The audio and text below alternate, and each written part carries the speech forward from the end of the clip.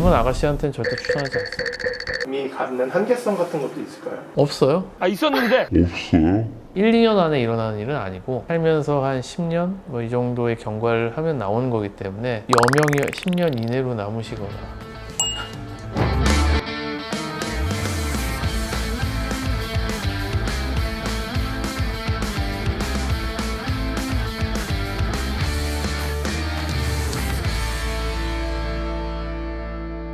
그럼 오늘은 코 수술에 사용되는 보형물의 종류, 여러 가지 사용됐던 보형물들이 요즘엔 많이 사라지고 정리가 되는 분위기이긴 해요. 요즘 많이 쓰는 거는 일자형 실리콘, 사람 피부를 재료로 만든 보형물, ADM이라고 하죠. 두 가지가 주로 많이 쓰이고 있고, 그 다음에 이전에 또 쓰였던 것들은 늑연골이나 뭐 귀연골이나 이런 걸 채취해서 잘게 부숴서 자기 머리 근육을 싸고 있는 근막에 싸서 넣는 보형물, 이런 것들도 있긴 했는데 고어텍스도 있었죠. 요즘에 코 수술을 계획하고 계신 분들이라면 실리콘 형태의 보형물과 ADM이라고 불리는 피부 보형물, 이렇게 고려하시면 됩니다.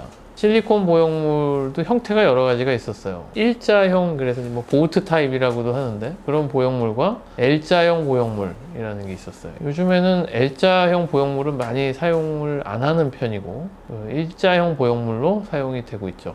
옛날에 쓰던 L자형 보형물은 쓰지 않게 됐을까?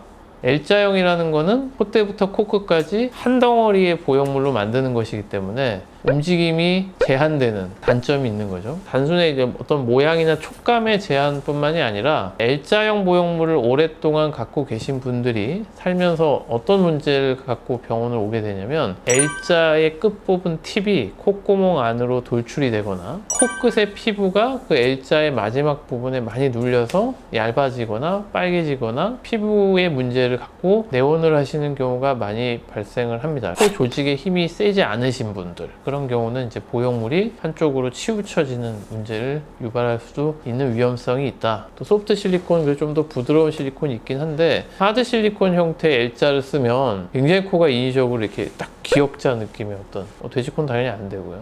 예전에 많이 썼었던 이유는 수술적으로 시간을 굉장히 단축시켜요. 30분이면 뭐 콧구멍 안쪽으로만 개방하지 않는 비개방 방법이죠. 비개방 방법으로 해서 하면 뭐 15분에도 할 수 있죠. 저희는 이제 그런 수술을 할 수는 없죠. 성형을 잘하면 안 된다고 그랬지?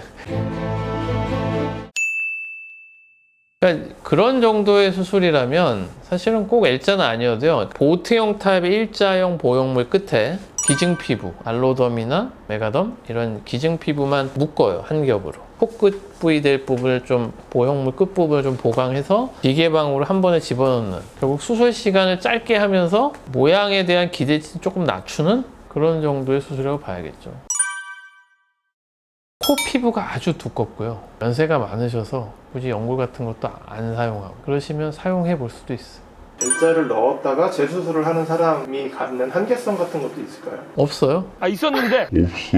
뭐 연골들이 좀 눌리고 약간 모양이 뒤틀리고 피막이 코끝까지 생기고 이런 현상이 발생은 하지만 재수술 시 이제 그런 연골 성형을 다시 하고 그런 피막 제거도 깨끗하게 다시 하고 재수술을 충분히 복구할 수 있습니다.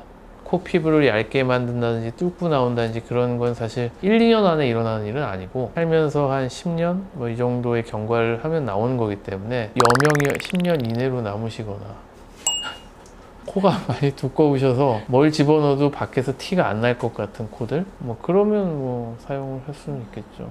젊은 아가씨한테는 절대 추천하지 않습니다.